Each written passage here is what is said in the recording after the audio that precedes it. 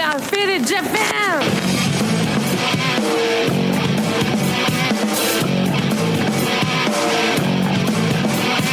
Yeah, all the time I'm in on business. I'm all about my business, but I ain't got no briefcase. Yeah, all I got's some whiskey. Open and the whiskey, bring it to you. Yeah, I'm leaning up against the door, and my feet are to the floor, and we're messing on go. Yeah, I've been in before. I'm a broken man, needing a meal lands. I'm all about my business.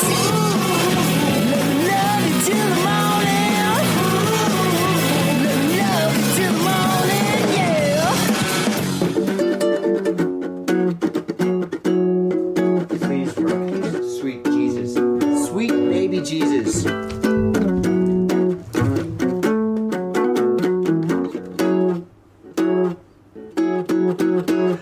Ladies and gentlemen, welcoming straight from Tokyo, Mr. Johnny. Ladies and gentlemen, welcome to yet another action-packed episode of Got Faded Japan, and I am your host, Johnny. And as you fine folks know, Got Faded Japan is about two dudes, booze, Japan, and the news. Oh my god, I'm spilling beer all over the place. Amateur move or,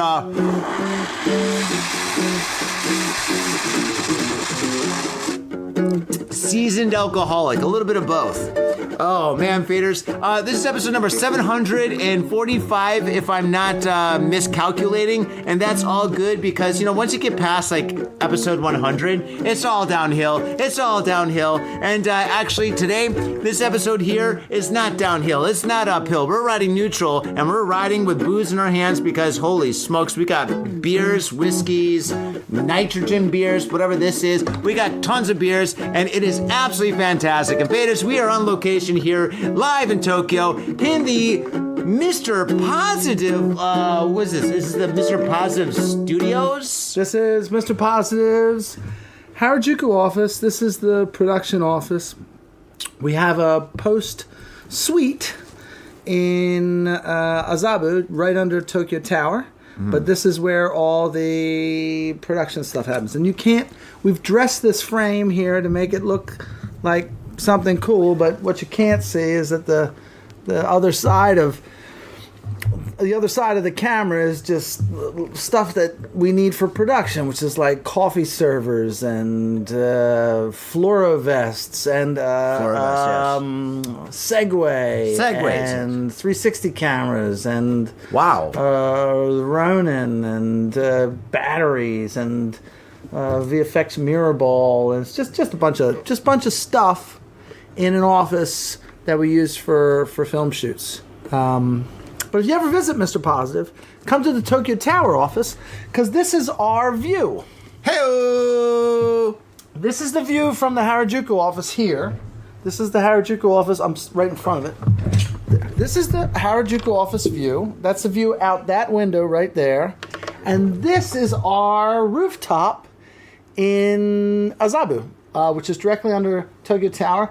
And Johnny painted this and did a nice Mr. Positive on the Tokyo Tower, because I've seen Chanel up there, I've seen Gucci, I've seen other stuff, and I've always gone, God, I wish I had the money to put my logo up there, and I don't. But anyway, in my dreams, this is that.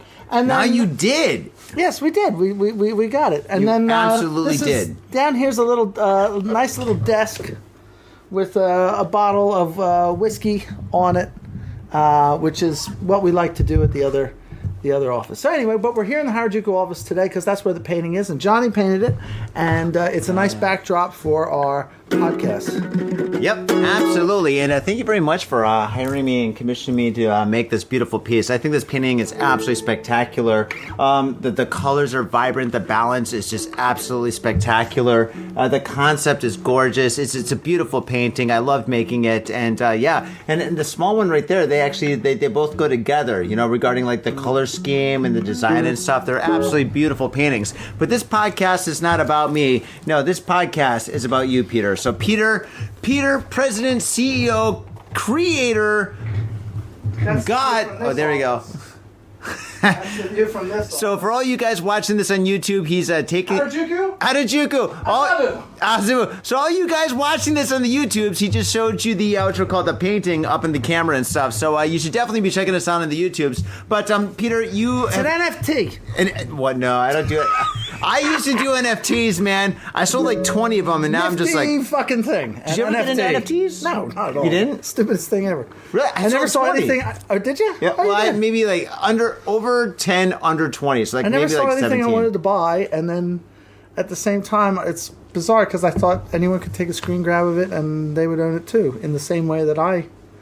And that's how I made a lot of money. No, I'm that's joking. great. I'm That's joking. great. No, I just took my artwork, animated it, made it into NFTs, and put it up there and stuff. And yeah, I sold a couple of them. Did I get rich? No. Did I make any real money?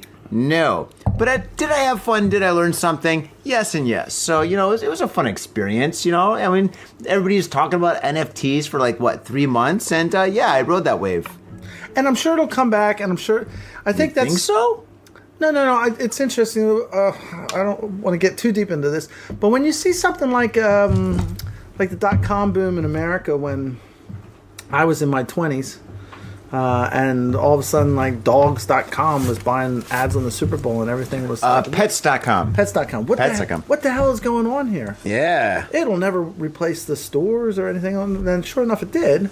So the NFT thing has to hearken or be a I don't know, like a telltale of what will eventually. I don't know what's going to happen with it, but I would keep an eye on that space. Anyway, yeah. Well, you know, the best thing that came out of NFTs was that people learned what fungible meant. What's fungible mean? Well, non-fungible tokens. People are like, oh, NFTs, non-fungible tokens. And then everybody, and I know you're out there because I did the same thing. I'm like, what the fuck does fungible mean? And I'm like, does fungible oh, mean? it means you can't copy. Okay, all right. So it's like a non-copyable token. Okay, I get it. So, you know, everybody learned a new word due to NFTs. All right, well, that's great. Yeah, it is kind of good. Now we're all Well, let's smarter. try to learn some more words on this podcast. All right. So, Peter, you created Mr. Positive. Mr. Positive is an amazing company. You guys have produced a lot of great material and content and videos. I love exactly everything that you do. It's absolutely spectacular. So let's take Mr. Positive and go back for all the faders and people out there that do not know what Mr. Positive is or what you do. Okay, so Mr. Positive is a film production company based in Tokyo, Japan. We produce, by and large, commercials. We produce commercials shot in Japan for overseas. We shoot commercials shot in Japan for local clients. We shoot music videos. We shoot short films. We turned down a feature recently. We don't necessarily do features. I like short projects because I like to put we go hard out and really put everything into these short-term projects. And then at the end of them, I love saying to clients, that was fantastic. See you later. Goodbye. And then it's just a very quick turnaround. I always say to young people who come in and want to work at Mr. Positive, I always say production's great because it ends. Things end. Things come to an end. You create something. You create a piece of content. It ends. You're not kissing the same ass all the time. You kiss that ass for like a month, and then they fly away, or you move on to the next project, and something ends, and then you can say to all your friends and everybody on the World Wide Web or whatever, you can say, look at this cool thing that I made. And then you might get some rest time, or you might go straight into the next thing. We've been extremely busy the last 6 months, and I think that's because Japan's kind of a hot place at the moment, and there's a lot of people that want to produce their content here. We've done some really great, the music videos I think I enjoy the most, but they have the least amount of money. I also enjoy really fun commercials, which are great. And we have a couple coming out for a big alcohol brand debuting in America, I think next week, which will be fantastic. All shot here in Japan. Big. It was a huge, big set. That was probably one of the biggest productions that I ever done. We just did that recently, which is great. Anyway, so it's film production, and Tokyo Tower office is a post suite. So we do editing, grading, color grading, VFX in that suite. It's just a beautiful suite with a comfy couch to sit and craft the work in post. Post is, post production, editing, color grading, that kind of thing. It's a real beautiful office. Great location. On the first floor, there's an amazing restaurant. Love it. Absolutely love it. And that's the roof. And that's it. Right there. And I gotta say, that balcony is massive. That balcony is like the size of my apartment. Yeah, well, it's not just Mr. Positive. We share it with the rest of the building. But anyway, this is... I'm extremely pleased with the color palette and the work. But we make commercials and we make music videos, yeah. And yeah. That's fantastic. How did you start this business? A lot of people that come to Japan, they wind up being English teachers for like... I was an English teacher. 10 years. Well, there we go. So it's just like, and then a lot of people, like, either they go back home or they continue English teaching. Or, no. If anybody who watches this thing, is everybody like 50 years old like me? Or a lot of kids. A lot of kids? Well, I mean, all ages, but a lot of younger people in their 20s, teens. Good. Okay, well then... What I want to say people is, that should not be drinking. I came to Japan originally. I studied anthropology, University of Chicago, and then I came here to do my ethnography, and I taught English for the JET program, Monbusho, in very northern Hokkaido. Wow. And at that time, there was a lot of other JETs that were real weebos. Weebos would say someone who's like really completely engrossed in Japanese culture. I was that. I played kendo. I played in a band. I studied taiko. I did like everything I could possibly do to keep myself busy in that town. And I did study the language, but I spent most of my time singing karaoke in a bar, and not seriously studying the language. And then I remember thinking, what am I doing? I'm wasting my time. But then I had kind of an epiphany and went, you know what? Everybody's studying to learn Japanese to get their, I don't know, what was it, N2, N3, N1 or something like that. They have these I don't these care tests. about those. Yeah, anyway, those tests. But then I thought, no, I don't. I had an epiphany that someone at the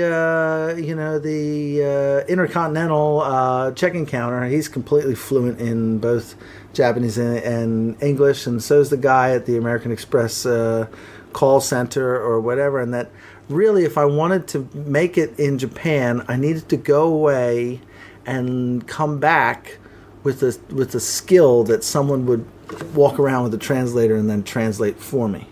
I'm not at that level because I speak enough Japanese and I understand enough Japanese that I don't need to have that. But I think that's what you want to do. Learning the language is fantastic and everything, but don't learn the language at the expense of not having a skill that would make you valuable, because that's what's gonna carry you through in your career, and that's what's gonna make you valuable to the rest of Japan. I mean, they don't necessarily need a bunch of other English teachers. They need people that have skills that come and bring something to the table. So that's my advice. Anyway, I was an English teacher, and then I got an offer to work for Puma because I spoke some Japanese, and they were trying to turn their licensee into a subsidiary. Japan was like the biggest market for Puma in the world, but it was owned by a licensee called Kosa Lieberman, and then the apparel was owned by someone called Hit Union, and they wanted to take that over and make it a subsidiary, which means they want to make it like a proper Puma entity. So anyway, I came here, and then I was also the guy that was like, I traveled well, means I get on a plane. You could sit me in the shittest economy seat and pay the lowest fare, and I was just happy to just travel and do that. So I ended up going to Australia, New Zealand, Singapore, Malaysia, blah, blah, blah, everywhere in Asia Pacific that had a Puma office. And then I became the Puma brand guy. And then SARS, the last pandemic hit. I was living in Hong Kong. Actually, they moved me to Hong Kong to work close to WorldCat, which was because all the footwear and apparel was made in Guangzhou. So I moved to Hong Kong, and then SARS, the last pandemic hit, and then they all said, "Auf Wiedersehen, goodbye. We were going back to Germany." And I went, "Oh, fuck, well, what am I going to do?" I was working, I was licensed out to them with an American agency. And the agency said, "Well, you need to come back to America." And I was like, "Well, I don't want to do that." Because my wife is Japanese, and I met, and I'm still married to the same woman. I learned enough Japanese to talk to one woman, and that was 25 years ago, and I'm still married to the same girl. We were living in Hong Kong together, and then she didn't necessarily want to go back to America because I think Philadelphia was quite hard for her. Sorry, I'm jumping around here, but it's if you follow it, it's I guess interesting. But Philadelphia was very hard for her because Philly's a funny town. It's like this neighborhood's fine, and then you know that this neighborhood's fine, but don't walk across the street into that block, because that's a bad. And then I have like a sensor for that, growing up in Philadelphia, when you walk into another block, you go, "Oh, maybe I shouldn't be here. This isn't a good." It's a lot of cities like that. A lot of cities, right? It's a lot of cities like that. Well, northern Hokkaido's not like that. Well, So she overslept she was going to Drexel, and she overslept on the train and went like one or two stops too far, and she said, "Oh, it's only 30 minutes, I'll just walk." And then she walked from West Philly back to the thing. When she got home that day and told me she did that, I was like, "Are you out of your fucking mind? What are you doing? You can't do that." And then I think it made Philly kind of scary for her. And then, so it's kind of my fault. And I was just a bit protective. And then, so she didn't want to go back to Philadelphia, and then we went to Japan and then sat on our hands and thought, well, what are we going to do? Well, this pandemic's happening, with SARS is happening, and then I got the call from someone in New Zealand to come down and start a film company with them. And then I worked at that film company. I mean, I was a young guy, so I didn't have any money to put into it. I was just working for somebody else. And then we built that company up. And then I went to Australia to start their office in Australia, because for New Zealand, Sydney's the big smoke. So it was like, I'll go to Sydney. I started that office in Sydney. We did a lot of work. We had some great directors, really, really great directors from all over New Zealand and Australia. The most famous you might have heard is Taika Waititi. Taika Waititi went on to do Marvel and Thor and a bunch of other films and stuff like that. Anyway, cool. So I was working with Taika, and then Taika went, "I'm moving to LA to do Thor," and I actually was. It's like kind of one of those things where someone says something to you and you go, "Oh, what the fuck am I doing with my life?" Like that guy goes.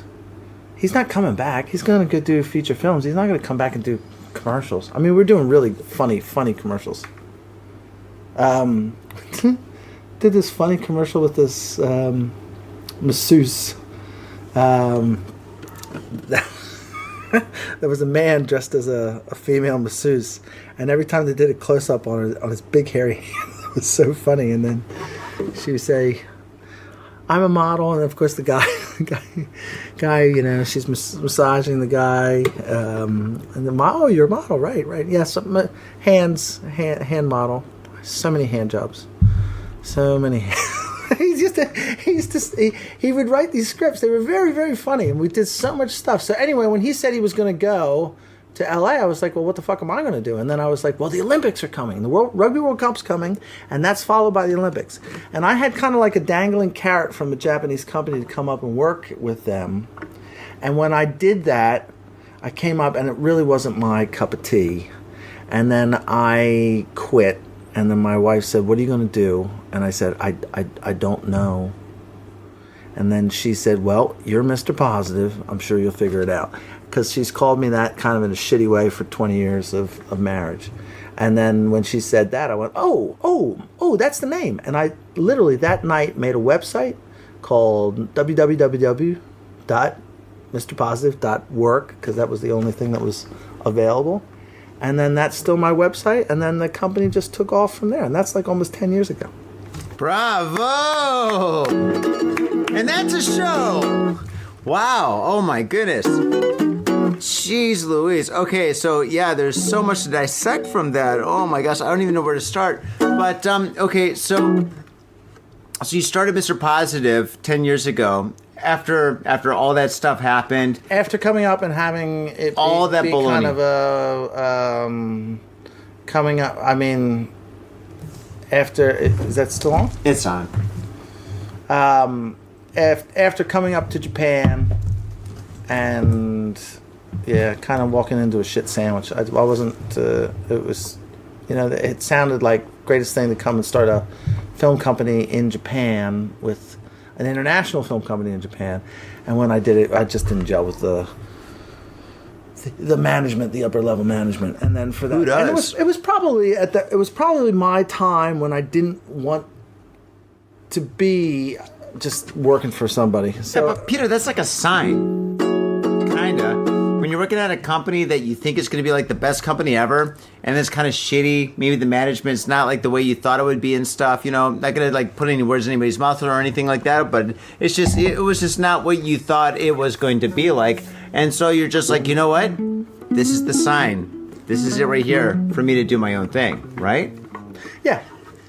Was, but it's scary. I mean, everybody always says you should do. People would say, I think you should do your own business. And then I'd always be like, yeah, what if it fucking fails, I think, the other advice is if, I remember somebody else offered me a job at the same time that I was starting Mr. Positive. Yeah. And then I said, should I do that? And someone said, what are you talking about? Somebody else wants to buy that fucking Pete Grass brand? Go for it. Do it. Mm-hmm. So I did it.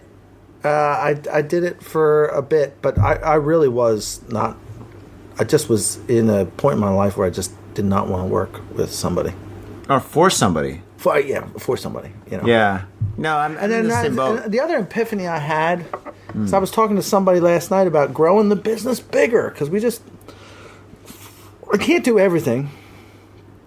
And then we grow it bigger, and this guy runs a company of like over 100 people in Singapore. And he said, man, I mean, you get people, and then you inherit people, and then you just have to hire people because you need people to do those skills. And then I said, I don't ever want to have an office that I don't want to go to because I don't want to sit at the table and work with that motherfucker.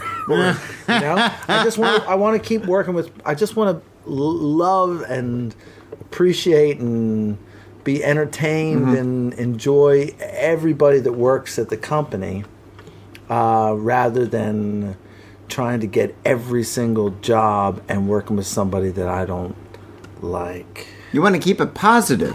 I want to keep it positive. Keep it positive. That is absolutely fantastic.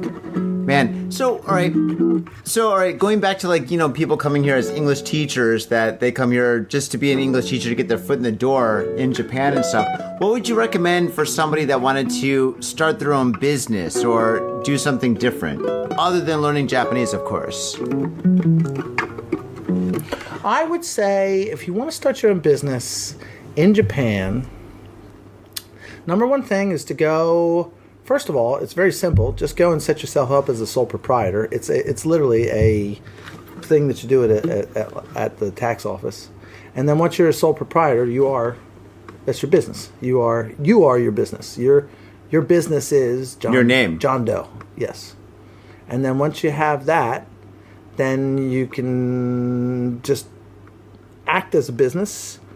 And then you might go, oh, maybe I would get more things if I was named, I don't know, anything. I'm just trying to say, if your name's John Doe, and then, I bet like Do Re Mi or whatever. That's what I'm going to call it. Then you register yourself as a business.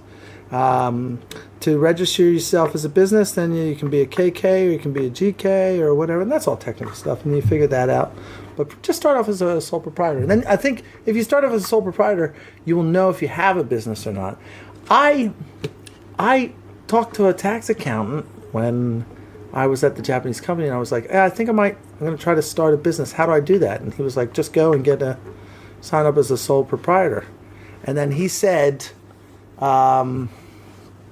probably, he goes, most businesses don't work. So you'll know pretty quick whether it's going to fly or not. And then the other thing I would say is don't overinvest. You don't need bricks and mortar. You don't need to have a shiny office with a pinball machine or a fridge full of beers or anything. Just start very small and do that business out of your apartment. Live where you work, and then you'll figure out whether you have a business or not. Very, very, very quickly. That's true. And then the other way to do it is to get investors. I think also, I told you about my career arc.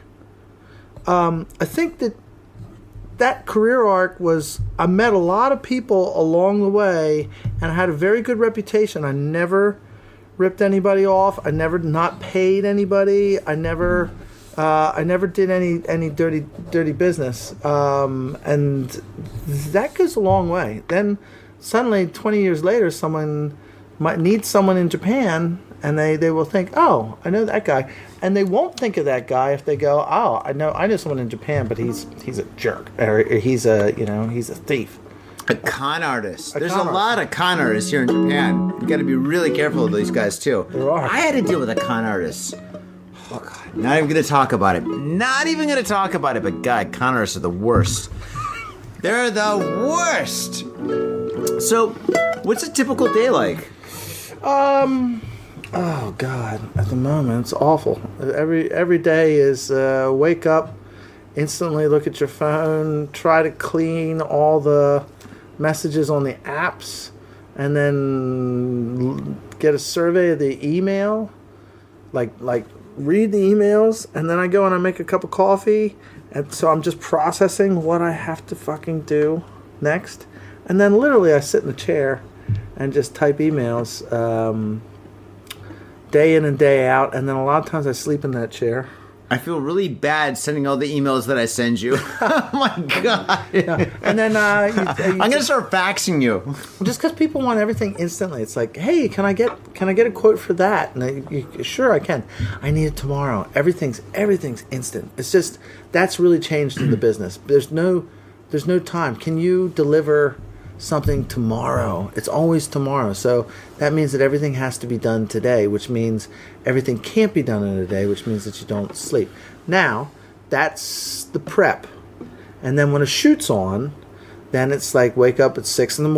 and travel to set. And shoots are wonderful, and it's great to be on set. And shooting's shooting, and everybody has their role. And it's very intense, and it's fun. You make a lot of great, cool things, but it's also really chatty Cathy being on the set. It's just that you're with a lot of people. It's a lot of fun. And then the other thing about production, which is great, is that you work your ass off, you prep, you do the bids, you work your ass off, then everybody comes together, and it's like you do a job together. It's like there's this togetherness thing. Right. The job ends, and then they always want to have a fucking party afterwards. They have a wrap party.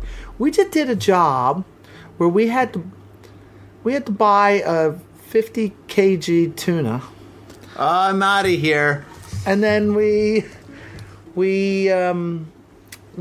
cut up the tuna and served it at the wrap party because it was just like. And then we invited everybody else from all the other wrap parties that we had. It's just you're constantly. I was there. You're constantly trying to give back and show people that you appreciate them, and just have a good vibe, because when you really need them on the next job, you want them to be there. We had a job cancel recently. And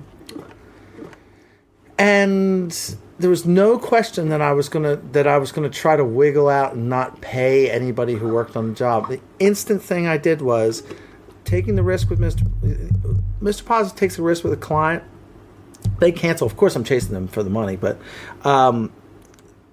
Mr. Positive takes a risk with a client. If they cancel, that doesn't mean that you don't get paid because you didn't take a risk working with me. That's awesome. So you just always make sure that you pay everybody, and then when you really need those people, they will be there, and nobody ever goes, that motherfucker didn't pay me, which is what I say about a lot of clients.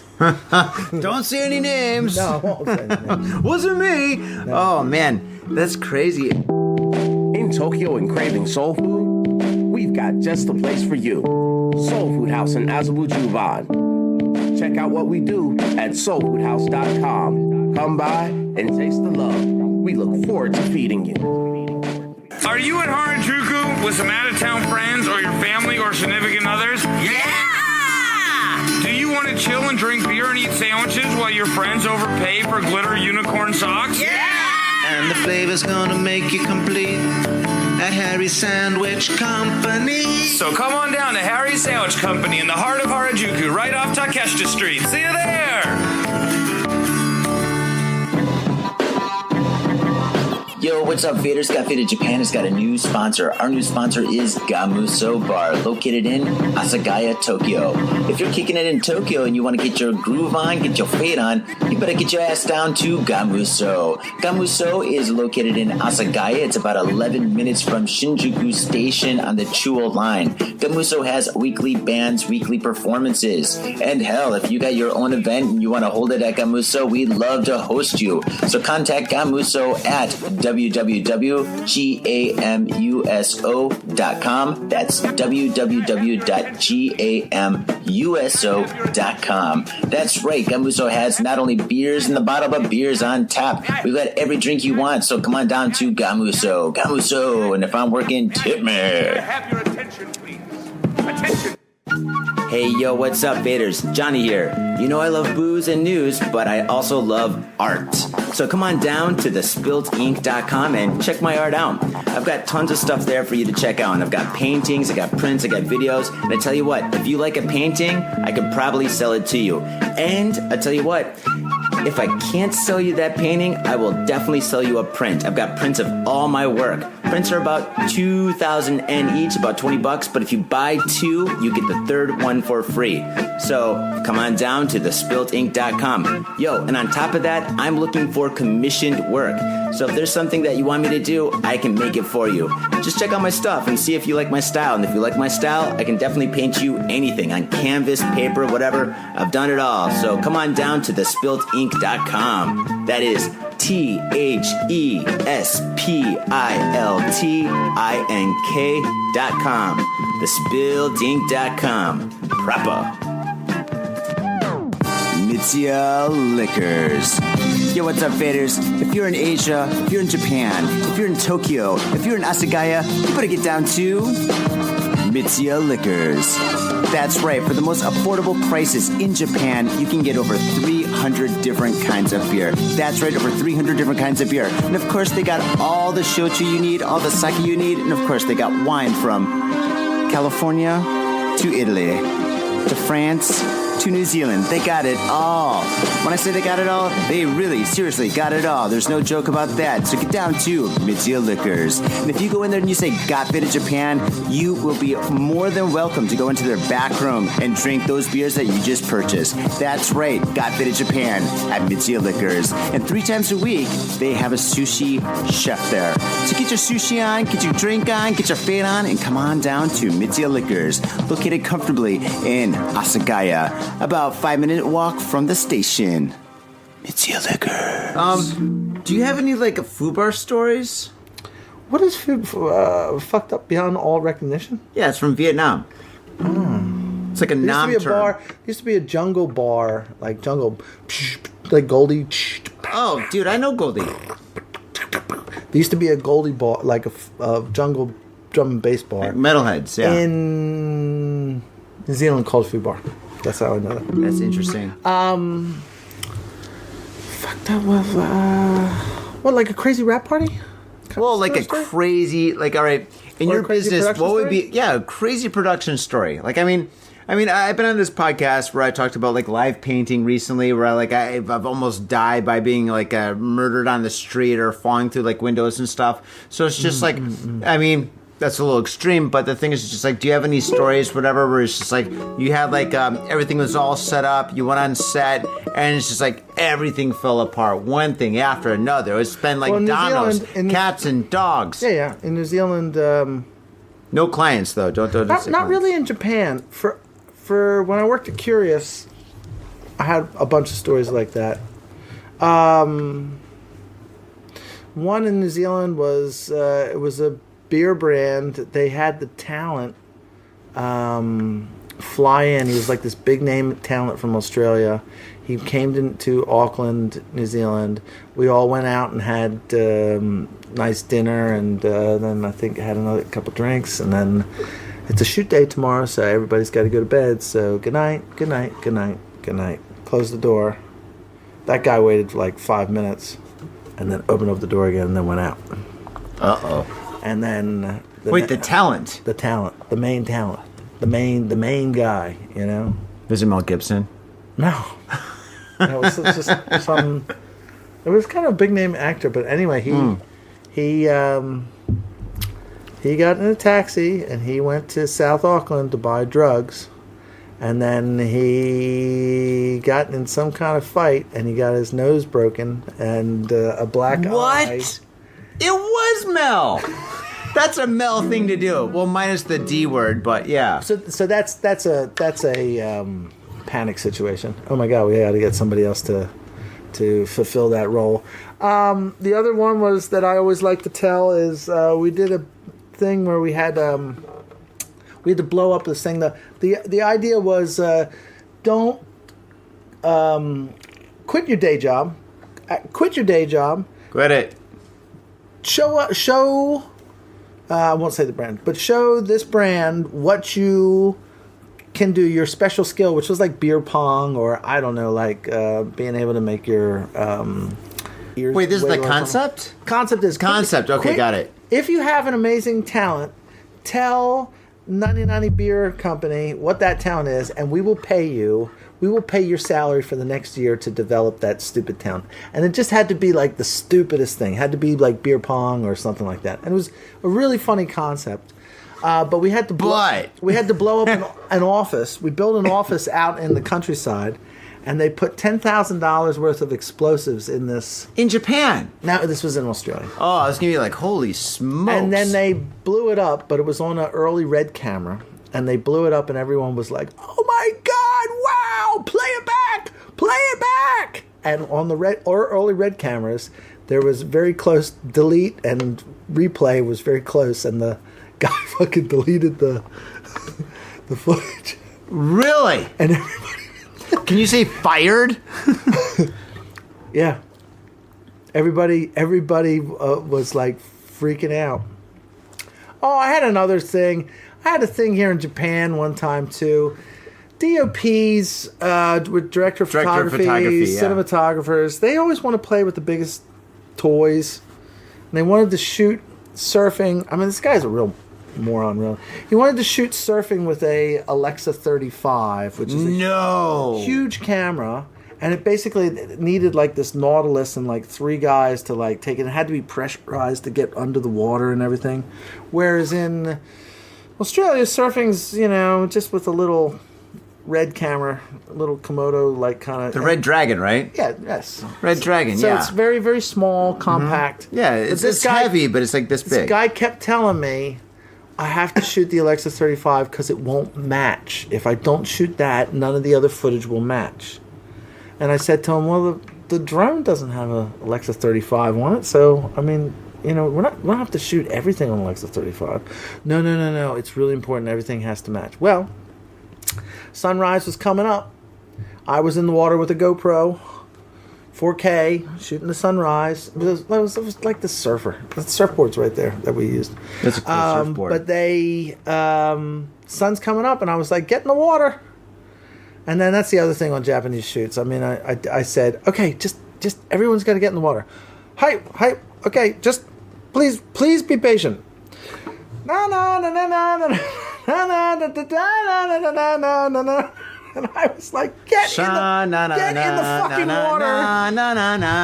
Get in the water. That sun is coming up over the clouds now, right? And then the DOP was walking in. It looked like he'd never worn a wetsuit in his life. And he had these massive... The guy came up with this massive hard-on. I was like, dude, I gave you the camera, but come on, man. Totally inappropriate. Anyway, Sorry. He had these huge diving flippers on. He started to walk backwards into the surf. He goes, I lost a flipper. I said, fuck the flippers. Get in the fucking water, right? Because the sun was coming up. You needed the shot. Sure enough, they get in the water and the camera needs to be pressurized. And it's like, well, they missed it. And the whole time, it was... Because there was a guy on the beach with a drone. And then I paddled in and was like, fuck. Well, at least you got it, to the drone operator. And he goes, oh, no, nobody told me to turn my camera on. Shut up. No way. I said, have you seen Tropic Thunder? And he goes, no. And I said, you should see that film. You should watch it twice. It's a great movie. I've watched it 1,000,000 times. Good news was we were overnighting in that location, and we got up the next day and we shot it again with the talent because nobody was moving. So we got the shot. That's the good news. But at the same time, yeah, that's like a fucked up beyond all recognition. I mean, but there's also so many happy, wonderful, happy accidents. Yeah, happy accidents. Yeah, that happens with all our work. Wonderful contingency things that just are there and work out, and oh my god, it's amazing. And then that's why production shouldn't be so rigid that you say we can't. No, I always say this. It kills people, not boats. Schedules. They're gonna say salt. No, because they salt.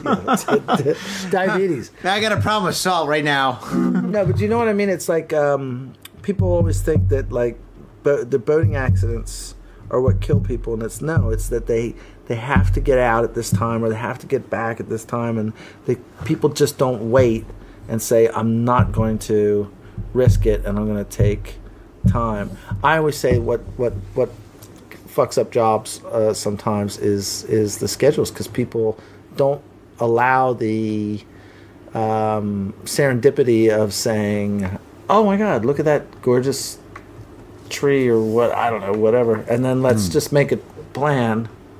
I did a music video here and was middle of fucking soccer season, and then we were there, and I remember saying to the location manager, why aren't we shooting this gorgeous blonde-haired, girl in a sequin dress in front of a fucking soccer team? He was like, oh, that's not for this video. That'll have to be another video because we haven't planned that or whatever. And I was like, you're out of your fucking mind. Or nobody boarded it, or nobody thought about it. And I thought, well, they just didn't know it was going to be soccer season. So why don't you make the contingency to make it happen somewhere? God, dude, that's the difference between me and the rest of the world. Because if I see something that's gonna be cool, I go for it. Like for example, even a painting and stuff, I'm like, you know what? I think we need more orange. Orange? No, trust me, it's gonna balance everything out. Just like these happy accidents that you can just find and go with and stuff. Gosh, yeah. True. He did say more orange, and I was like, really? Orange is the way to go. But that's the other thing, is that I'm not a painter, and I would never profess to know more than Johnny. So I just would say, okay, let's go. I mean, I guess I fucked up sometimes. I've gone with people that I think are really, really good. But you know it straight off. You know straight away when people are rock stars and when they're not. And then sometimes you get on the day and you go, oh, that guy has no idea what he's doing. Or like when we shot with Hoyte van Hoytema, who is the Christopher Nolan's DOP, when we shot with him here in Tokyo, I mean, yeah, that guy fucking knows what's going on, and he commands the room, and you work with some people, and then there's a lot of respect for someone like that when you go, oh, they really, really know what they're doing. Well, you can learn a lot from them And you can too. learn you a know? lot. That's exactly right. And that's actually like one of the best things is like when you work with somebody that really knows what they're doing and they really know like the job and they just have that natural like brilliance, you know? Working with them just kind of rubs off a little bit. And even if it doesn't, it just inspires you, you know? And I think that's really 100%. important. Yeah. I mean, for me, that's why I love like my business and art, you know? I meet tons of artists all the time and every so often you just meet an artist that's like just so naturally incredible that just it inspires you to work harder to the point where it's just like it's 10 o'clock 11 o'clock at night, you're home, you're thinking about having like a beer and watching like YouTube or something, you're like, nah, fuck it, you pull in your like sketchbook and started like fucking sketching and stuff. You're getting tired. I've only got a few more questions. No, I'm not. You're not? I'm not. You're not? I'm not tired. Are you not tired? All right, cool. Nope. Okay, all right. And it was an interesting story, and I did like that. And what made me think there was like, yeah, I absolutely know exactly what you're talking about. I love finding people that have inspiration. You inspire me, by the way. Because you want to, you too. Come by. Give me some love. Kampai. Give me some love, brother. Cheers. Yay. Cheers. Oh my God, thank you so much for doing this, man. Holy smokes. Do you want another beer? I'm gonna get another beer. Yes. Yeah, all right, let's get some beers. Okay, all right, as I'm getting beers, okay, dream project. Like, full-length movie, like an independent movie that you created, a script that you have somewhere, whatever. Maybe just working with a client that you think would be super awesome or something. What would be, like, considered, like, a dream project for you? Well, we're kind of already doing it.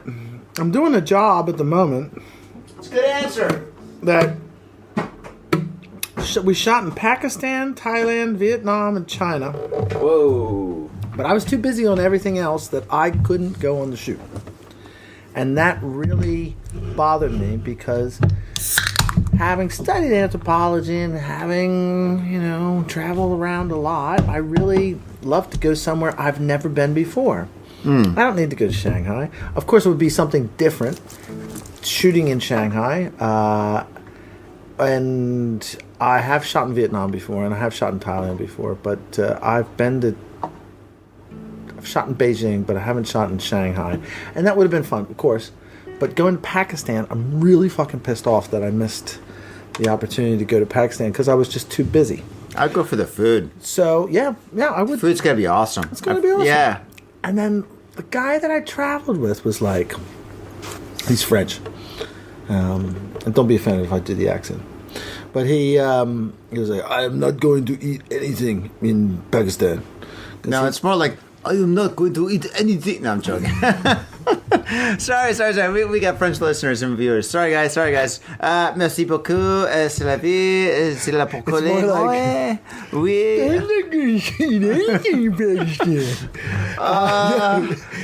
Don't get me started in the joke that we had earlier. No. So, he had sound reasoning. He did not want to go to Pakistan. It was the first shoot of like a 10-day shoot. He did not want to go to Pakistan and get violently sick for the rest of the shoot. So his basic thing was, I'm not eating anything. That's kind of smart, to be honest. If you're not used to the food. But I would never, ever have the ability to say no. And then I can't say no to good food either. But still, it's kind of a smart thing. He's like, I don't know the food. I go there. I don't know what I stick in my mouth. It goes in my belly. I'm a yahoo. I don't know. I mean, seriously. You get sick. Dude, I've had food poisoning in Thailand before. Mm-hmm. Not fun. Especially when you're getting a massage. Yeah. That's a different story. I had food poisoning. No, I don't know if I had food poisoning. I eat a lot of chilies, and I was in the back of a taxi in Thailand, and it was a long trip. I can't remember where I was coming from, but I was coming back into Bangkok, and then I had to say to the taxi driver, "You need to pull over." And he was like, "What? What?" And I was like, "You need to pull over now. I'm carrying a bomb." You said that? Yes. Wrong thing to say in a different country, especially in a taxi. Everybody's got a cell phone. He's like, I think. Well, I was gonna do a French accent again, but he's like, I'm carrying a bomb. I think I got a terrorist. Did you have a beard? No, okay. maybe I did. I don't know. Anyway, I'm carrying a bomb. I said, just pull over to the gas station, and then Gas station and bomb. That's even worse. Oh God! I ran into the bathroom. I'm surprised this guy's here right now. I think he understood what I was trying to say. Oh gosh, yeah. No, I had food poisoning, and I had a massage schedule with my wife at this like group massage thing, whatever. You know, it's like I don't know, it's a couple thing. So anyway, yeah, that wasn't fun. It was the most stressful massage I've ever had in my life because I thought I was gonna shit all over the fucking table. Do you know how fucking terrible that is? Especially when they flip you over, they start massaging your stomach, and you're like, oh God, oh God, oh God. Dude, my toes were, I don't know if you know this, but if like when you got like food poisoning, you're trying not to like, you know, like poop your pants, your toes go like really tough like this. They squeeze, you know? Dude, my toes were so She tight. was trying to massage her. She's like, yeah, you know, they massage your stomachs and stuff like this or whatever. And I'm just like, and I can't be like, I've got food poisoning because my wife paid for it. It was like this whole romantic thing. Not romantic at all. I spent like fucking like 4 hours before that in the bathroom, but I can't say to my wife like, oh, we got to cancel this, whatever. I mean, dude, I'd have hell to pay. Talk about food bar. Oh man, so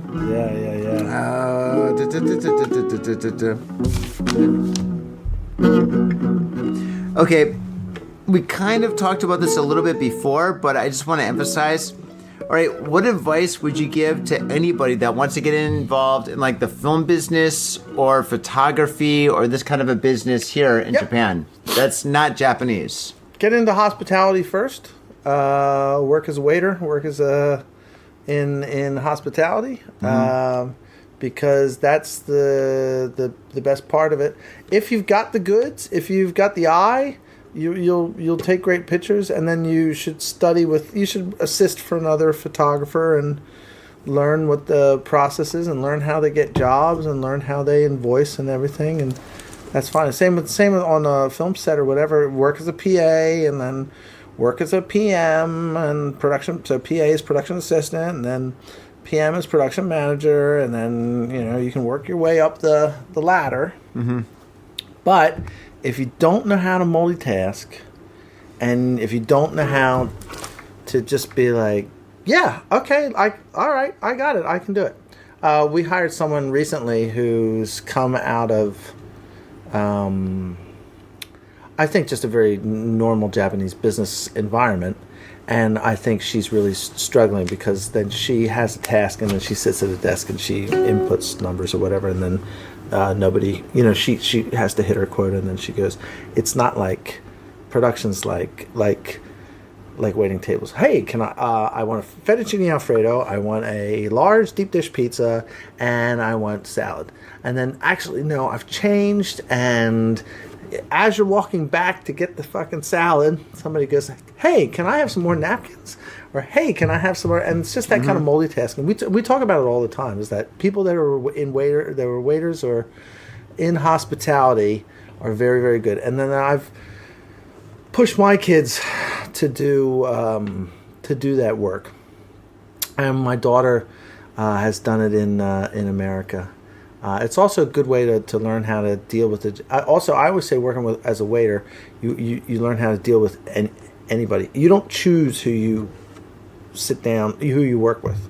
Like I said before, I don't want to work in a place where I don't like everyone that I don't really love and appreciate everyone that's there. Mm-hmm. But some people, you have to learn how to just talk to anybody. And a waiter, that does it, because you don't choose who's going to sit in your section. I don't know. Maybe not in Japan. I don't know what it's like waiting tables in Japan. But well, I mean, the differences between Japan and like the rest of the world, other parts of the world, is tips. You know. So, but the thing is, it's just like you're absolutely correct. You really have to cater to the people who are at your table and stuff, and you got to be able to multitask because people change their ideas. And then also, they complain. You got to be able to handle a complaint professionally. So it's like, you know what? This coffee's warm, but it's not hot. And you're like, oh, wait. You can complain, be like, what? No, it's hot. I'm serious, it's hot. Or you can be like, yes, sir. Yeah, you're absolutely right. And then you can just deal with it. Just take care of the situation as a professional, Yeah. I loved waiting tables. I waited tables in Chicago, In Chicago? Yep, in Chicago. Wow. And it wasn't Ed DeBevick's, but it was like a. Were you in Lincoln Park? No, I was in Hyde Park, Southside Chicago, and then it was kind of a place where you could have a bit of an attitude as a waiter. So I wouldn't ever be like, yes, yes, sir, that's fine. I would be like, okay, that's fine. I'll get it.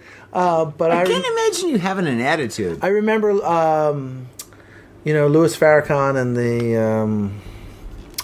the American Black Muslims was based in Hyde Park, and I remember a lady came in, and then Dino downstairs, this guy who makes the pizzas, making a pizza, fucking got a piece of sausage in her vegetarian pizza or whatever. Oh my God, when that pork hit her lips, she ate sausage, A Muslim vegetarian ate pork? Because a piece of Do you know how fucked up that is on so many different levels? Piece of sausage fell into that deep dish pizza, and it was just like, ah! Oh my God! Oh my God! Oh my God! It was just so and you have to say. Then I said, "Oh my God! I'm so deeply sorry. It's pork. Oh my God!" That's so funny. It's not funny, and I'm sure she didn't go to hell, but or wherever they.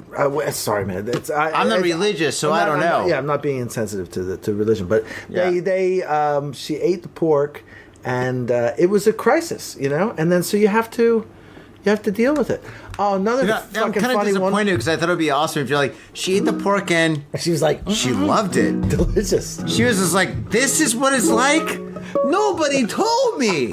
How could I be on this planet for so many years and I had no idea that the pork tasted this good? This is amazing. Meat lovers pizza. Who's got some bacon? I'm gonna eat the shit out of this bacon pizza. Yeah. Sorry. Your neighbors are gonna call the cops. Trotters. Give me some trotters. Oh God. It's Chicago. I thought there's meat and everything over there in that city. Yeah, it was funny. Oh, fuck. Yeah, I had so many different weird people. In Chicago? You don't say. No, it's just so many weird people come in and take you, and then they sit in your section. And you have to deal with them. I had people who came in. Waiter, yeah. That was another. That's a good. It was a good scam. They got caught though. They came in. They said, we want to sit in the non-smoking section. They sat in the non-smoking section, and they immediately lit up 2 cigarettes. And I had to go over and go, hey, you can't smoke here. Said, you want to sit in the smoking section? Because you can't. We had a smoking section there. You can't sit in this. And they were like, no, it's okay. We'll go. And then they got up and they left. And then as soon as they left, the woman at the other table was like, my bag, because that was the scam. Dude, rip somebody off by smoking, and then they say you have to leave, and you go, no, that's fine, I'll leave, and then they walked with the bag. And then I remember That is genius. It was genius, but doofus ran outside and chased them down the street, and they got into a car and sped away.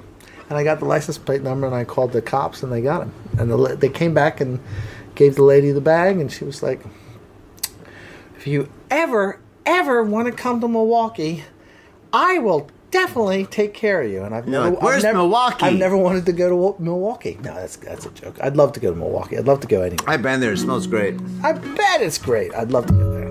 But yeah. Anyway, I went to a rave there. Ah, that's cool. Yeah, dude, I used to go to raves every single weekend when I was in high school. Someone last night said, when did you live in Chicago? I said 93 to 97. 420 parties. Yeah, Chicago is famous for the 420 parties with Terry Mullen. And? Frankie Bones, Frankie Knuckles. Yes, there's a place called Red Door, and there was I don't know that. Frankie Bones, or Frankie Knuckles. Yeah, house music is from Chicago. Yeah, I remember. Yeah. And that music was like, wow. Yeah, it was fun. Yeah, oh man. A lot of ecstasy. Okay, I guess those are all my questions. Do you have any questions for me? That's it. Well, I mean, shit. I mean, dude, tell me about your band then. I mean, dude, this guy right here is in a band. He's in an amazing band. I've booked you like, what, 30 times? Yeah, 30 times? Many times, yeah. We and amazing promoter. The band is called Mr. Plus and the Positives. No, it's not. What? They, I was like, oh my god, did you fire everybody? Oh, dude. no, it's called the Distant Socialites. Socialites, yeah. But I always thought it was better. Social Distanites, I thought was a better name. But anyway, so we kind of go by both. Yeah, great band, Tokyo band. All originals. No covers. Great no music. Covers. A lot of harmony. Very good stuff. Yeah, your band is absolutely fantastic. People love your band. When you guys perform, people love it. The one thing that I'm like kind of interested in is that you've got all these cameras, all this. I mean, you've got all this like recording stuff right here. I mean, how come you guys don't have any music videos? That's a very good question. Yeah, because it's just like, I mean, in this room right here, I mean, I can't believe I'm using my gosh darn high-tech recording device.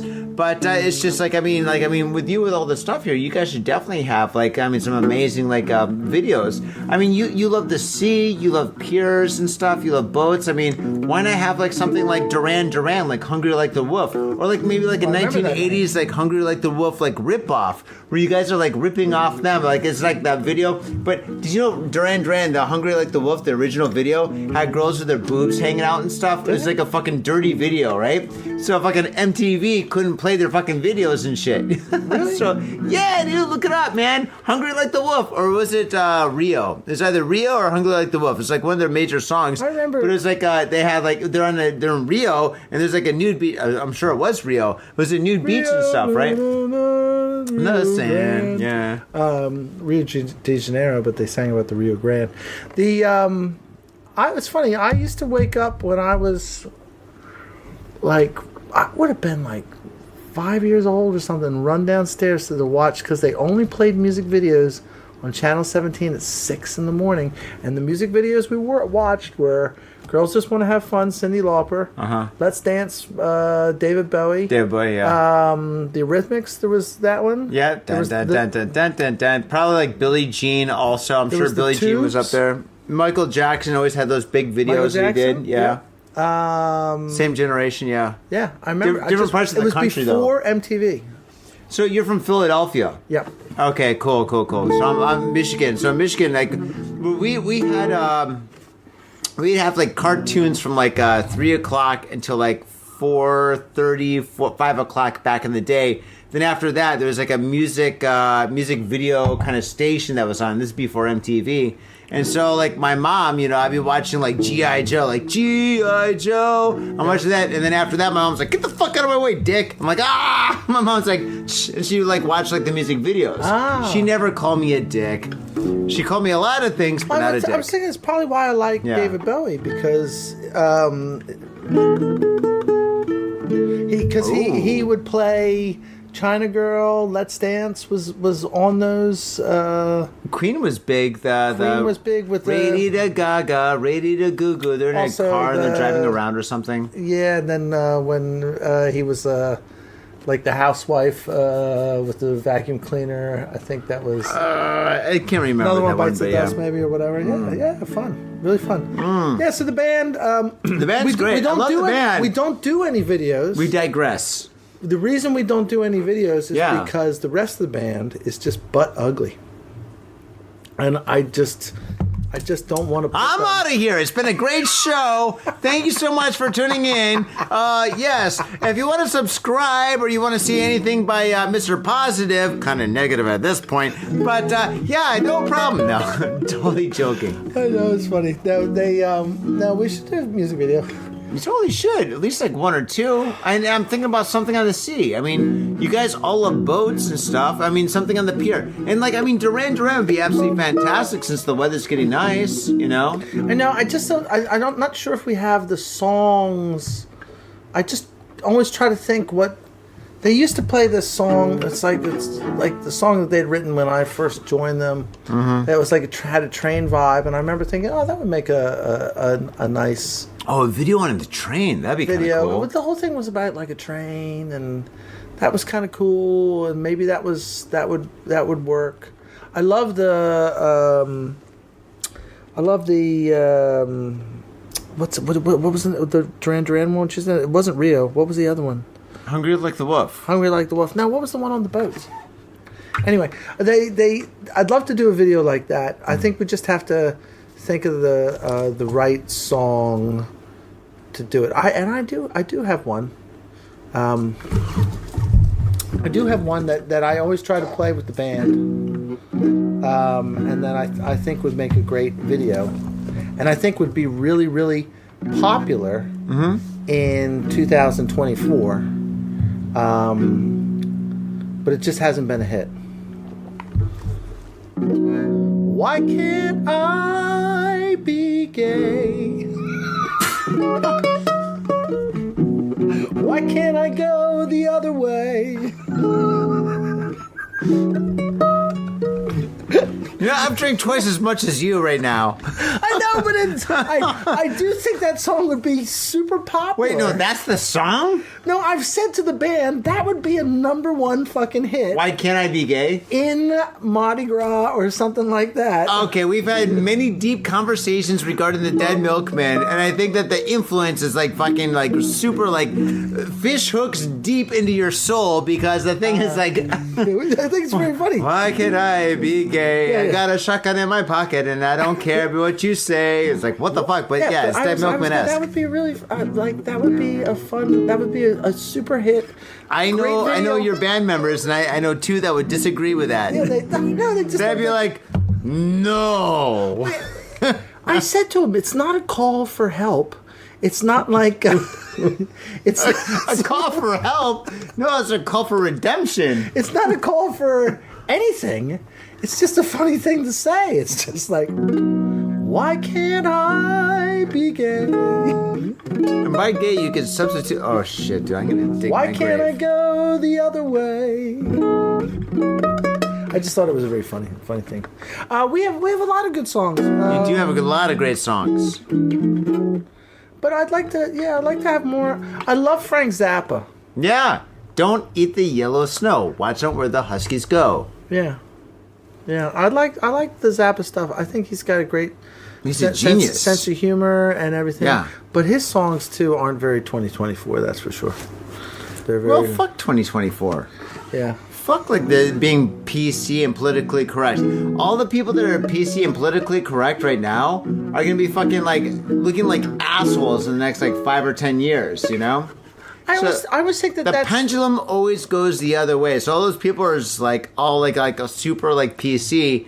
In the future, they're gonna look like dicks. Just be yourself. Just be yourself. Other people have said, it's not real. It's like people's online personality, like people's online, like everything's like kind of like a show. And then in that sense, it's just like being a devout Christian. Like 100 years ago, and then maybe not being such a devout Christian. I think everybody wants to be, I think politically correct is kind of like a kind of an old term now, but I think people want to do that. Well, it sounds like doing the right thing. It sounds like doing the right thing. Yeah, but being it's a devout just like Christian. Well, yeah, but I mean, in reality, nobody is. But nobody. No, I think people believe in Christianity as a belief system, yeah. and then it's the same with the. With the woke movement, is that people believe in it as a belief system, but I guess it's just as distasteful there, where people put it on like it's just as much as a Christian like trying to sell you into Christianity. It's just as distasteful for someone to try to sell you into. I don't think Christians do that so much anymore. They don't. I met some Christians. I told you I was at Design Festa, right? When I was at Design Festa, it was me and my friend. We just got some beers and we got some food and we needed a place to sit, and like they had all these tables, they had all these hundreds of tables, but there's like fucking 50,000 people there, so there's like not 50,000, maybe like 20, thousands and thousands of people. So it's impossible to find a table, but we saw these like international people at this table that's really big, and there's like 4 of them, but nobody else is sitting next to them, right? Makes it international. But anyway, so I was like, dude, let's sit at that table. Well, they're gonna talk to us, it'll be fine. So I walked up and I'm like, hey, do you mind if we sit down with you guys or whatever? And they're like, oh yeah, have a seat. So we sat down with those guys, and they were missionaries, right? Really? Yeah, they're missionaries, and they're at Design Festa, and they were like, the name of the church is like the Saint Latterdale Saints No, of it's this, that, that's this, and the other Mormons. thing. Maybe. That's the Mormons. But they didn't look like Mormons. One guy had long hair. No, it's the Church of Latter-day Saints. Maybe that was That's it. the Mormons. Yeah, but they were super cool, right? And like and we didn't even talk about Jesus. They told us like what they were and stuff. And we're like, all right, cool. So you're here for this, whatever. Cool. So we just talked about the event, and like I asked them about America a little bit because I haven't been there in a long time, you know. It was like really cool. Yeah, it was fine. I forget what the wonderful. point is, but yeah. The point is that the Christians they didn't give a shit about talking to us about religion. They're just like hanging out and just like eating some food and stuff. Yeah. Yeah, I went past I bicycled past the church, the Mormon church in Hero the other day. There's a Mormon church in Hiro? It's this huge one. It's this huge thing with this big like golden statue on top. It's huge, and they were all Really? standing outside in their Hiro? white shirts and their ties. And I was on my bicycle, and my natural instinct was to go Mormons. But I Like actually, Seinfeld. Oh, I actually thought. oh god, dude, you blew my hat off. I was like, what? Dude, you blew my head off. I was like, I was like, what a dick thing to do. Why would I say that? Like, they're just doing their thing. You They're know? the nicest people. They're the nicest people. I mean, there's, Mitt Romney, who ran for president. He was he's a Mormon, and then their whole thing came out about they wear magic underpants, and they have there's a lot of interesting eccentricities to the Mormons or whatever, and that's what makes me want to yell Mormons. It's so stupid, but at the same time, why would you do that, man? Like you wouldn't like go by. Yeah, I wouldn't do that. It's just funny. Anyway, That's very South Park. Ah man, but your band is South actually Park, yes. It's very South Park, but that's pretty awesome. can I sing a song? I would love for you to sing a song. Because I Wait, that's not a mandolin. A ukulele? What is this? this is a like a quarter size. I think it's called a quarter size guitar. It's a quarter-sized guitar, so it's a real guitar. It's a Spanish guitar. Oh It's a yeah. nylon-string Spanish guitar. Yeah, And the then Mission in San Francisco. I bought it on a bender in King's Cross in Sydney one time, and I remember I was just on such a bender, and I was like, I just want to play guitar. And I walked into a conveni, like a mixed business kind of place that had hookahs, and then in the back they had a bunch of fucking guitars like this. And upside down crosses. And I bought that, yeah. Really? So but I wrote a song for this. Let's hear it. And that I never hear it. I never get to sing because it's only for this guitar. Here, let me just move this a little bit closer to And you. it's about I went to high school in South Africa, and it's a little place called Muscle Bay, and then I used to sit there. I was an exchange student, right? And I used to sit there on the steps and look out on this ocean view, and then I read Crime and Punishment, and then I read all the Faulkner books, and then I just had so much time to read. And then people don't read anymore, and I know that people go, I do, I read, and I was like, I know, I get it, but I'm so overwhelmed with the fucking, I don't read anymore. Anyway, so it's like just a lost thing. Anyway, so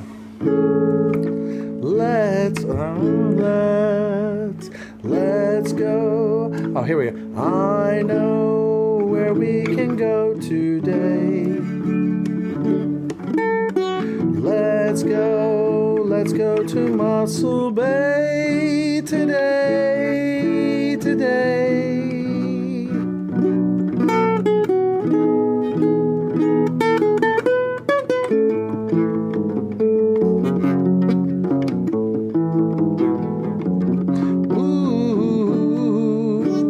Let's go to Muscle Bay.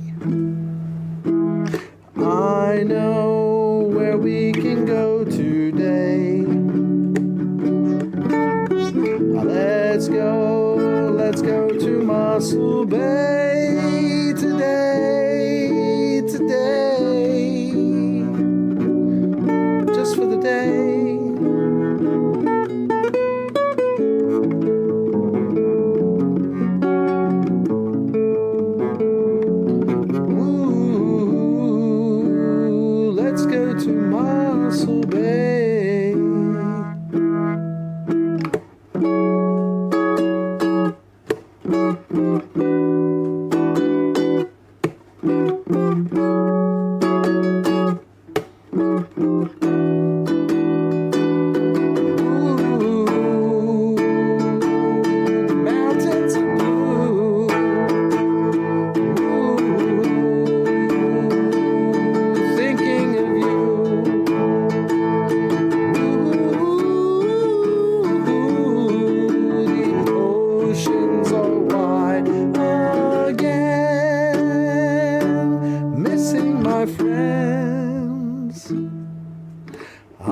I know where we can go today. Let's go to Mossel Bay today, just for the day.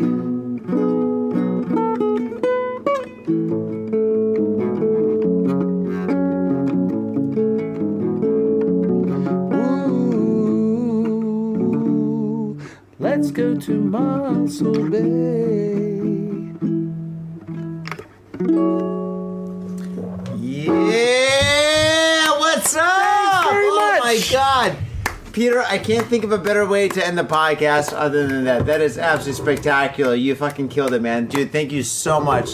Thank you for everything, for just being here tonight. Thank you for supporting me with my painting. Thank you for being here and telling everybody and informing everybody about Japan and how to move forward with this kind of a career and stuff. Dude, it's absolutely spectacular. I'll give you a tip. Oh, if you push, if you do, if you, it's like on a WhatsApp message. If you put ×2, then you just get through. You get all that information double time. It's like when people send you those audio messages and they're like, "Hi, I'm just sending you a message to tell you that I'd like to talk to you about something," and then if you push ×2, it's like, "Hi, I just want to send you a message." So anyway, this podcast, put it on ×2, and you'll get all the information twice as quick. but I talk pretty fast, so it's okay. Okay, well there you go. Well then you can slow it down, Dude, if you can't process the information quick enough. You can slow it down. You could do that. Okay, how can people find your work? How can people find you? Is that something that you want to do, or? Yeah, www.mrpositive.work is the production company. That's it. That's it. Yeah. There's an email there, hello@mrpositive.work. Mm-hmm. I would be highly impressed if anybody fucking sent me an email from this podcast that they watched it to the end. Are you serious? Yeah, is that a challenge? It's a challenge. Dude, you just told me you wake up in the morning, you're like, oh, God damn it, I wake up in the morning. There's Even before I 100 get my cup of fucking coffee, I got 80,000 say- emails to deal with. Oh, sweet Jesus. Sweet baby Jesus, for the love of God. Okay. And then, no. All right, well, if you send me an email at hello@mrpositive.work and the title of the email is Baby Jesus, I will be really impressed. And Do it. yeah, do it. Do it. That would be really impressive. You're going to get a lot of satanic shit, but that's cool. Whatever. Yeah. Baby Satan. Peter, thank you Cheers, so much, thank man. you. I really appreciate it. Faders, thank you so appreciate much. Dude, it was such a great podcast. Thank you so much for letting us do this and stuff. And thank you so much for inviting me here to your beautiful studio. It's great to be here again. I mean, this place is magical. You've got so much stuff that you're doing here that it's just you're just creating so much every single day. Yeah, Just so much. Being here, it's just it's inspirational. And thank you so much for supporting my artwork, dude. It really means a lot to me, and I really appreciate it. Vibrant. Yes. Faders, thank you so much for tuning in to this very, very special episode of Got Faded Japan. If you want to support us, well... And then this is, go ahead. Yep, yeah. And you want to support us? Go ahead, finish your thing. Yeah, if you want to support us, listen to Pete. It's a beautiful day in the neighborhood, a beautiful day in the neighborhood. Will you be mine? Will you be mine? Isn't that the way that Mr. Rogers started on the painting? I don't think he said, will you be mine? He said something different. But yeah, well, let's go with it. Yeah. All right. See you later, guys. Bye-bye. All right, on that note, Faders, thank you so much. Peace. My little brother, a goddamn shit-sucking vampire. Oh, you wait till Mom finds out, buddy. I've got a government job to abuse and a lonely wife to fuck. As far back as I can remember, I always wanted to be a gangster. God, the pressure! I can't take it! I can't take it!